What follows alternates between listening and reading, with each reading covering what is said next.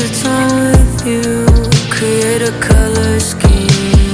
Remember, try to remember you, but you're like a dime. Hi everyone, so this is an interesting bike test. This Privateer e-bike with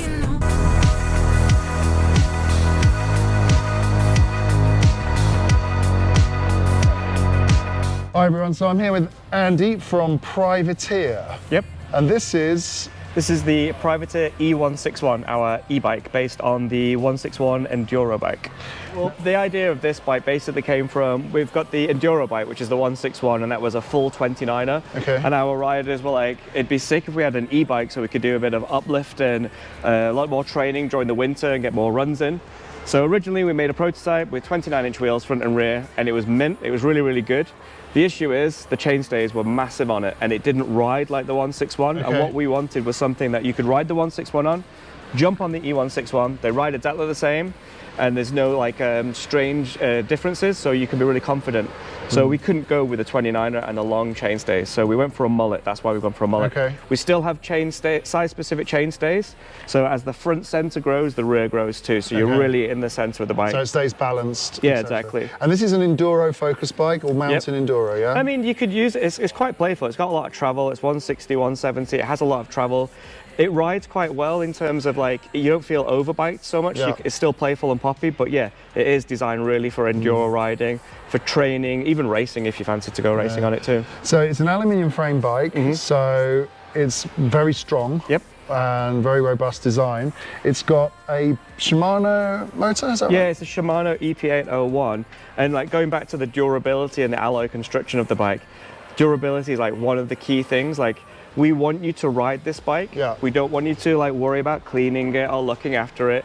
We want you to, if you're spending time cleaning it, you're not riding it. If you're spending time fixing it, you're not riding it. Okay. So we want everything to be really, really strong. So going back to aluminium, we've actually got an allied bash guard over the motor. So that's this thing under here, isn't it? Yeah, so the Shimano EP801 motor, usually on an e-bike, will come with a plastic bash guard. Yeah. We've gone for a 4mm thick aluminium bash guard. Those are made in the UK. Oh, wow. And between the motor and the bash guard is a 8 or 10mm neoprene rubber bumper. Okay. So the bash guard will actually flex and the bumper will absorb any shock if it hits it. Okay. So you don't have to worry about your motor getting damaged on like really big impacts. You can really sump it out and do some Chris Ackrick style stuff on it. So you're talking, this is an aggressive bike. We can do a lot with this. Yeah, yeah, for sure. Cool. Talking about the geometry, so it looks quite open. If I look at that head angle there, that looks quite an open, relaxed head angle. In fact, and when you sit on the bike, it feels like, let me just sit on the bike. I'll just sit on the bike.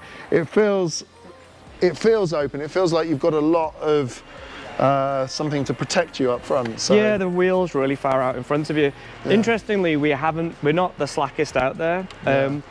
A lot of brands will go for the longer, lower slacker. It's really easy to get to change those numbers to get headlines and stuff, but it doesn't necessarily make for a better bike. Yeah. We've stuck with geometry that we know works. We've taken it from the 161. So like I said, we want this bike to feel like the non-motorized version. Yeah. Easily jump from one to the other. So 64-degree head angle on this. Yeah. Yeah. What we have changed though is the seat tube angle. So on the 161 pedal bike without the motor, it's 80 degrees. So really, really steep, which is great when you're on a bike without a motor because you need to get over the front, get into that pedal position. With this, you've got a motor, you've got 85 Newton meters of torque. Really, you need more weight on the back wheel to get the traction down. So we've actually slackened this, which is maybe against trends. Everyone's going steeper.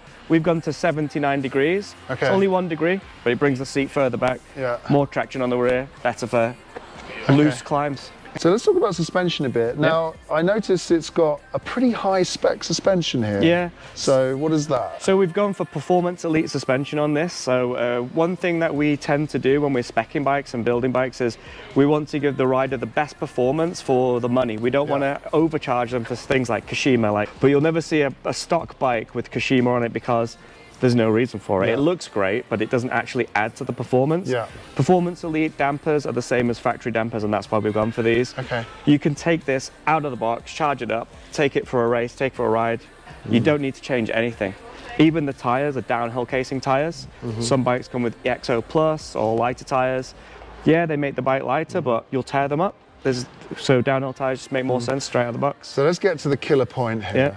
The price. So in the UK, the retail price is £5,999, but they're currently selling for £4,999. Wow, that's good.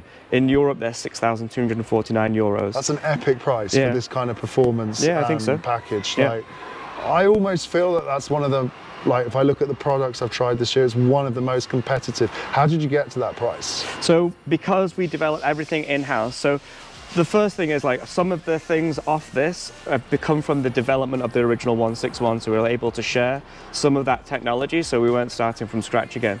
Because we sell direct to the customer, we don't need to worry about that middle person making a cut. We can just sell directly to them. Wow. And that's Hunt Wheels also gives us that a bit of advantage.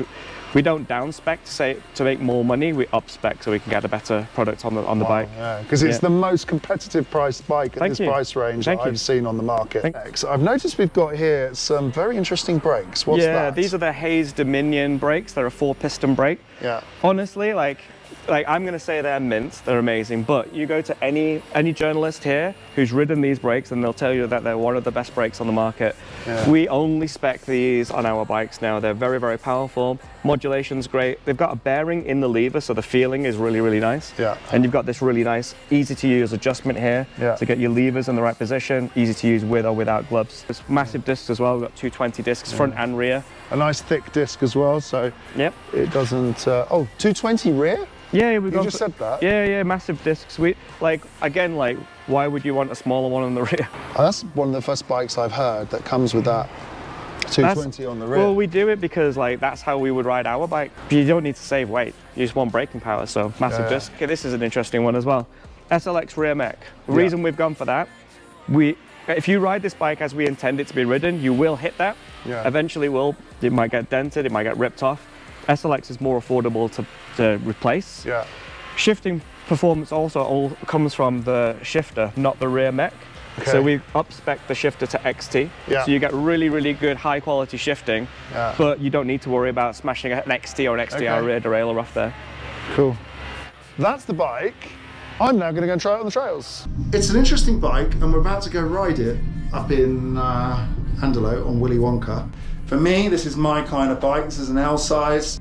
The bar height feels good, stack height feels good. Right, we're in this place, which is the Dolomiti Paganella Bike Park, and we're riding Willy Wonka. I'm going to do a better review about the motor at another point in time.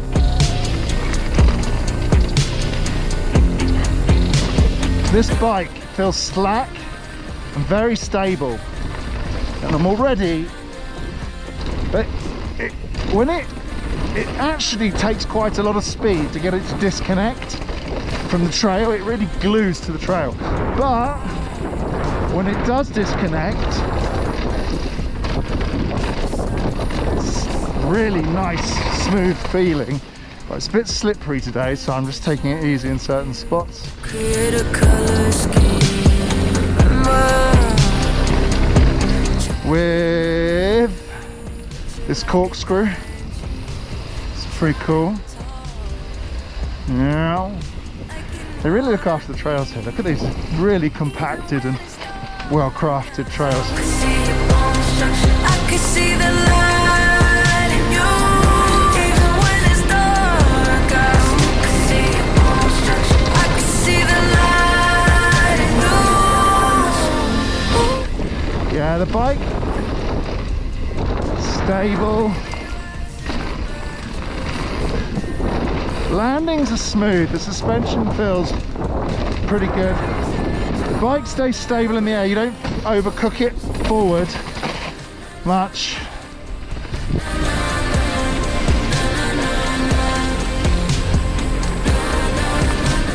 It's a nice feeling.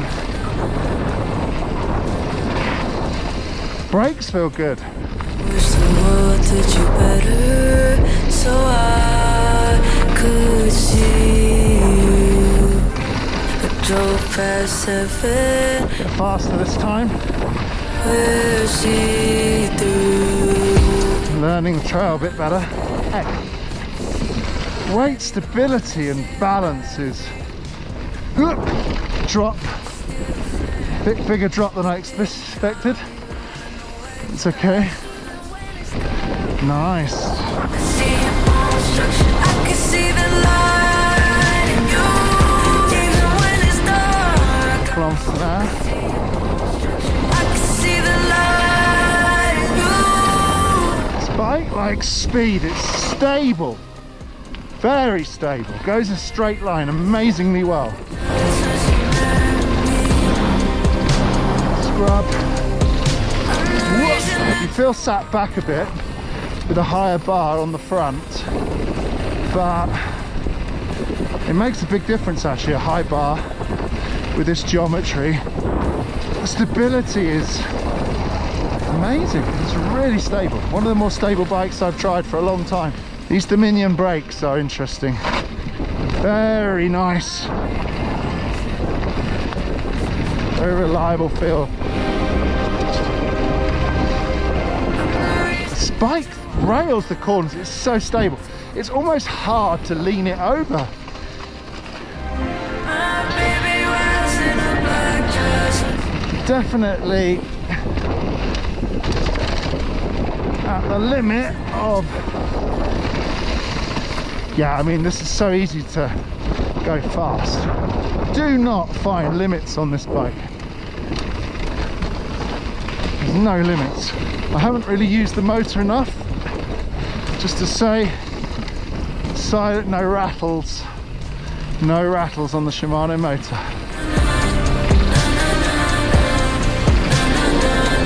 That's important.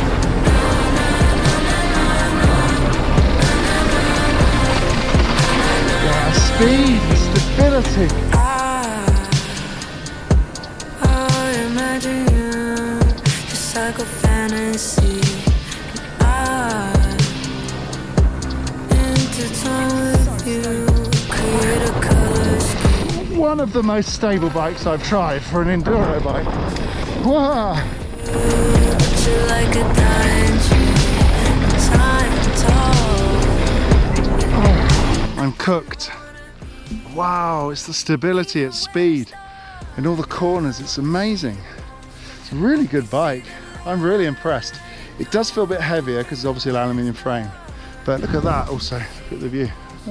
Impressive bike. I like the brakes. I like the suspension settings on this is perfect. Wheels feel good. The whole package is impressive. I've come down the trail. I've done a good ride on it. I really like it. It's a really, really, really good bike. Let's talk about the price. €6,200 or £5,000 with this setup is exceptionally good value for money, especially when you consider the performance. And this is my conclusion about this bike. It's super high performance. This bike is so stable. It goes so fast, and it's impossible to like, well, not impossible, but with this settings on this bike, it's just, it rails into corners, it rails out of corners. I'm really, really impressed. It's a bit of a dark horse. You would never know unless you'd ridden it or how much you should consider this bike.